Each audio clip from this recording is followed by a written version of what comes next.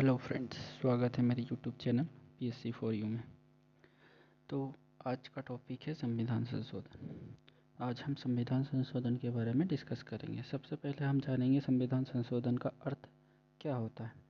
तो संविधान संशोधन का सिंपल सा अर्थ होता है कि संविधान के अंदर कुछ भी बदलना, हटाना या जोड़ना, ये सब हमारे संविधान संशोधन के अंतर्गत आता है। जैसे ही मान लो कि हमें किसी संविधान के आर्टिकल में कुछ जोड़ना है या फिर किसी संविधान के आर्टिकल का कुछ हटाना है, तो हमें संविधान संशोधन की आवश्यकता पड़ती है। तो आप समझ गए, आई होप आप लोग समझ गए होंगे संविधान संशोधन का अर्थ क्या होता है।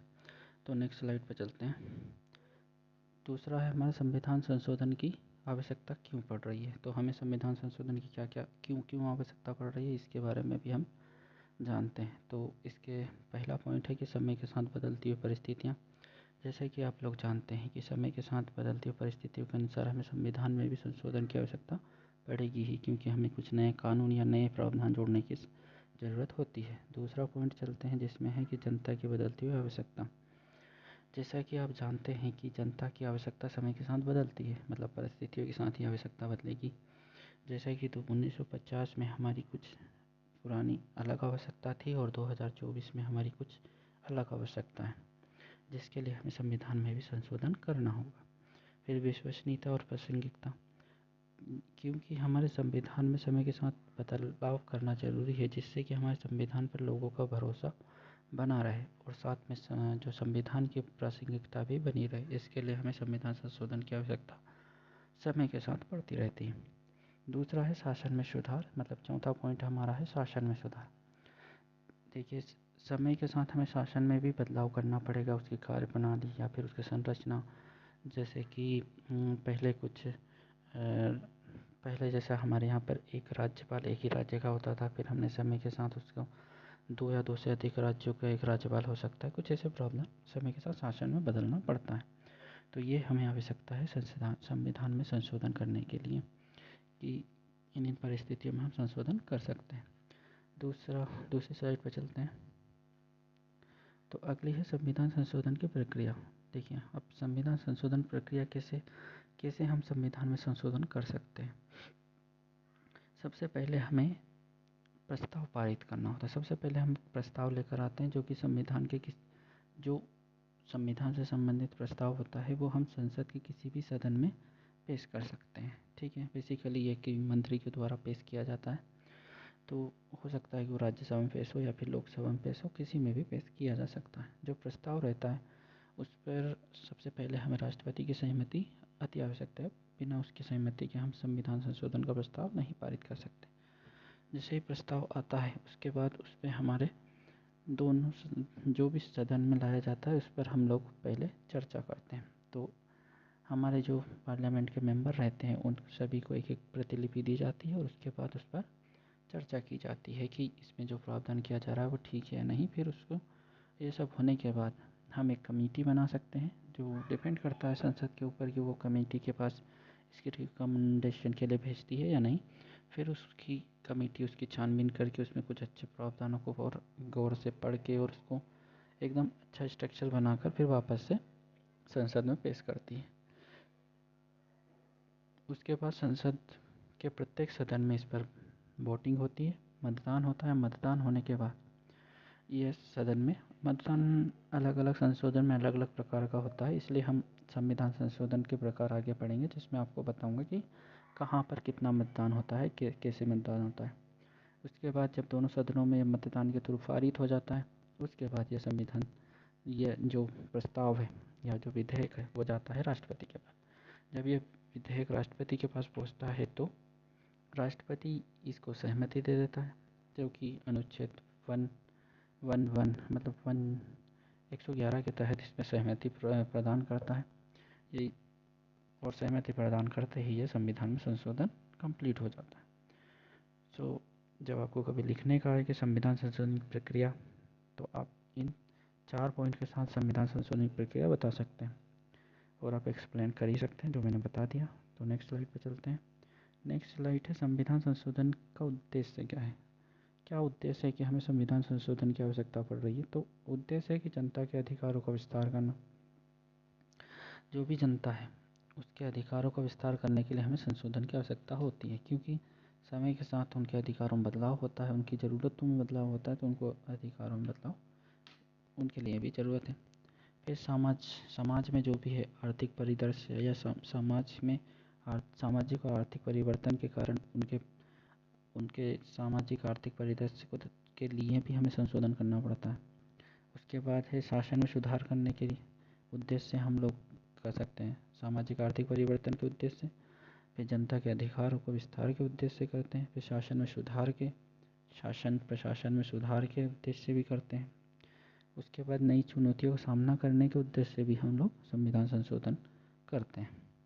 ठीक है, नेक्स्ट स्लाइड पर चलते हैं। नेक्स्ट स्लाइड है संविधान संशोधन के प्रकार। देखिए, संविधान संशोधन 3 प्रकार का होता है। सबसे पहले होता है साधारण संशोधन। देखो, साधारण संशोधन का मतलब होता है जिसमें साधारण बहुमत के थ्रू हम जो प्रस्ताव है उसे पारित करेंगे। तो ये दोनों सदनों में साधारण बहुमत से पारित होगा और साथ में राष्ट्रपति का सिग्नेचर होगा और ये पारित हो जाएगा। इसके अंतर्गत कुछ नॉर्मल से संशोधन होते हैं, जैसे कि राज्य का नाम परिवर्तन, राज्य की सीमा में परिवर्तन। इस टाइप के संशोधन साधारण बहुमत से पास होते हैं, इसलिए इसे साधारण संशोधन के नाम से भी जाना जाता है। और राष्ट्रपति की से सहमति तो हर एक में पड़ती है। उसके बाद आता विशेष बहुमत से संशोधन। सेकेंड है हमारा विशेष बहुमत से संशोधन। इसमें कुछ ऐसे संशोधन होते हैं जो साधारण संशोधन और राज्य की सहमति के संशोधन के अलावा सारे संशोधन इसी में आते हैं, जिसमें संसद के दोनों सदनों के कुल सदस्यों का जो होगा 2/3 से बहुमत से पास होना चाहिए। मतलब दोनों सदनों में अलग अलग 2/3 बहुमत से पारित होगा, तभी जाके आपका जो विशेष बहुमत वाला संशोधन कंप्लीट होगा और राष्ट्रपति की सहमति से ये विधेयक पारित हो जाएगा। ये हमारा दूसरा प्रकार का था। और तीसरा है हमारा राज्यों की सहमति के संशोधन। मतलब विशेष बहुमत तो चाहिए ही चाहिए, उसके बाद राज्यों की सहमति भी चाहिए। इसका मतलब ये है कि दोनों सदनों को अलग अलग 2/3 बहुमत से पारित करना है, साथ में कम से कम आधे राज्यों की विधानसभाओं से भी पारित करवाना है। इसका मतलब ऐसे संशोधन आते हैं जिसमें हमारे संघीय ढांचे को प्रभावित करता है, क्योंकि हमारा जो शासन व्यवस्था है वो संघात्मक शासन व्यवस्था है, जिसके कारण हमें राज्यों का भी ध्यान रखना होता है, क्योंकि इससे राज्यों के अधिकारों का हनन ना हो या शक्तियों का हनन ना हो। इसीलिए हमें इस प्रकार के संशोधन के लिए राज्यों की सहमति की आवश्यकता है, कम से कम आधे राज्य। जैसे कि अभी हमारे यहाँ 28 राज्य है, तो हमारे यहाँ कम से कम 15 राज्यों से संशोधन पारित होना चाहिए। तो यदि किसी सरकार को ऐसे संशोधन की आवश्यकता है, जैसे कि राष्ट्रपति के निर्वाचन संबंधी, क्योंकि इसमें राज्यों का प्रतिनिधित्व होता है। उसके बाद जैसे राज्य सीटों के आवंटन के बारे में, या फिर जीएसटी या फिर कोई इस प्रकार का कर लगाना है, तो ये प्रकार के संशोधन हमें राज्यों की सहमति के थ्रू ही कंप्लीट होते हैं। यदि हमारे दोनों ही सदनों में अलग अलग बहुमत से पारित कर दिया, उसके बाद यदि पूरे राज्यों में से 15 राज्यों ने पारित नहीं किया, तो भी हमारा जो संशोधन विधेयक है वो वहीं पर लुप्त हो जाएगा और ख़त्म हो जाएगा। इसलिए हमें सभी की ज़रूरत पड़ती है। ठीक है, इसके बाद नेक्स्ट स्लाइड पे चलते हैं। नेक्स्ट है संविधान संशोधन की कुछ सीमाएं भी हैं। जैसे कि क्या क्या सीमाएं हैं, मतलब ऐसा है कि कुछ हद तक हम संशोधन कर सकते, कुछ जगहों पर नहीं कर सकते। सीमाएं यही बताती हैं। तो सीमा क्या क्या हैं? पहला है संविधान के मूल ढांचे में कोई परिवर्तन नहीं करें। देखो, मूल ढांचे का जो अवधारणा है वो 1973 में जो केशवानंद भारती बनाम भारत संघ आया था, उसके थ्रू हमें मूल ढांचे की अवधारणा आई थी, जिसमें कुछ मूल ढांचे के सिद्धांत में हम कभी संशोधन नहीं कर सकते, क्योंकि इसमें संशोधन किया गया तो हमारा संविधान का हनन होगा। इसलिए इसके अंतर्गत कुछ है जैसे न्यायपालिका की स्वतंत्रता, फिर हमारे संविधान की सर्वोच्चता, मौलिक अधिकार, ये सब मूल ढांचे के अंतर्गत आते हैं। इनमें हम कभी नेगेटिव संशोधन नहीं कर सकते, कर तो सकते हैं पर नेगेटिव संशोधन कभी नहीं कर सकते। उसके बाद आएगा राज्य व्यवस्था में परिवर्तन। जैसे कि राज्य व्यवस्था में भी हम लोग परिवर्तन नहीं कर सकते, क्योंकि जो हमारे संविधान के मूल ढांचे में ये भी सम्मिलित होता है, संघीय ढांचा। उसके बाद होता है संवैधानिक अधिकारों का हनन। जैसा कि मैं बता चुका हूँ कि संविधान अधिकारों का हनन भी हम लोग नहीं कर सकते, ये संविधान संशोधन के द्वारा नहीं किया जा सकता। ठीक है, नेक्स्ट स्लाइड पर चलते हैं। नेक्स्ट स्लाइड है संविधान संशोधन का महत्व। देखिए, संविधान संशोधन का महत्व क्या क्या है। जैसे लचीलापन और अनुकूलन। देखिए, यदि हम संविधान को कठोर बना देंगे तो हमारे संविधान का महत्व उतना नहीं रह जाएगा जो कि होना चाहिए। लचीला इसलिए कि हमें समय समय पर इस पर बदलाव करना चाहिए जो कि हमारे समय और परिस्थिति के अनुसार अनुकूल हो। इसलिए लचीला और अनुकूल यह दर्शाता है संविधान संशोधन का कि हमारा संविधान संशोधन लचीला और अनुकूल है। फिर जनता की भागीदारी सुनिश्चित करता है। यह भी ज़रूरी है कि जब हम संविधान संशोधन कर सकते हैं, इसीलिए हमें पता चलता है कि हमें जनता की भागीदारी सुनिश्चित हो पा रही है। जनता की, आप जैसा कि लिखा है, जनता की आवाज़ को सुनने और उसका प्रतिनिधित्व करने का एक तरीका है, ये संविधान संशोधन के द्वारा होगा। ठीक है, प्रासंगिकता और प्रगति, जो कि है संविधान संशोधन होता है तो उसकी प्रासंगिकता हमेशा बनी रहती है, साथ में उसकी प्रगति भी होती है, कुछ नए प्रावधान जुड़ते रहते हैं, तो वही हमारे संविधान संशोधन का महत्व है। नेक्स्ट स्लाइड पे चलते हैं। नेक्स्ट है हमारे संविधान संशोधन के लाभ। क्या क्या लाभ हो सकते हैं। तो यदि संविधान में संशोधन होगा तो किसके थ्रू, समाज की प्रगति के लिए होगा। यदि समाज की प्रगति होगी संविधान संशोधन के थ्रू, उनका संविधान संशोधन से ही समाज में प्रगति और विकास को बढ़ावा मिलेगा। न्याय और समानता को बढ़ावा मिलेगा, मतलब न्याय और समानता बढ़ेगी। उसके बाद लोकतंत्र को मजबूत करना, मतलब जब जनता की परिस्थिति के अनुसार चीज़ों में मतलब संविधान बदलाव होगा तो जनता की भागीदारी सुनिश्चित होगी, इसका मतलब है कि लोकतंत्र मजबूत होगा। शांति और स्थिरता, जब जनता की बातें सुनकर यदि संविधान में संशोधन या उनके अनुसार चीज़ें चलेगी तो शांति और स्थिरता तो बढ़ेगी ही बढ़ेगी। तो नेक्स्ट स्लाइड पर चलते हैं। नेक्स्ट स्लाइड है संविधान संशोधन को चुनौतियाँ भी हैं। जब आप किसी भी चीज़ में बदलाव करते हो तो कोई ना कोई चुनौतियाँ अवश्य होती हैं। जैसे राजनीतिक मतभेद, तो दिखती बात है, लीडिंग पार्टी है जो यदि संशोधन करना चाहेगी तो अपोजिशन उसका मतभेद तो करेगा, और वो भी ज़रूरी है। यदि किसी चीज़ पर मतभेद नहीं है तो इसका मतलब वो है कि वो पूरी तरह सही नहीं है, इसलिए राजनीतिक मतभेद होंगे।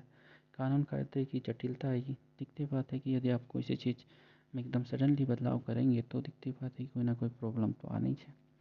जैसे कि अभी 1 जुलाई 2024 से अभी नया कानून प्रक्रिया लागू की गई है।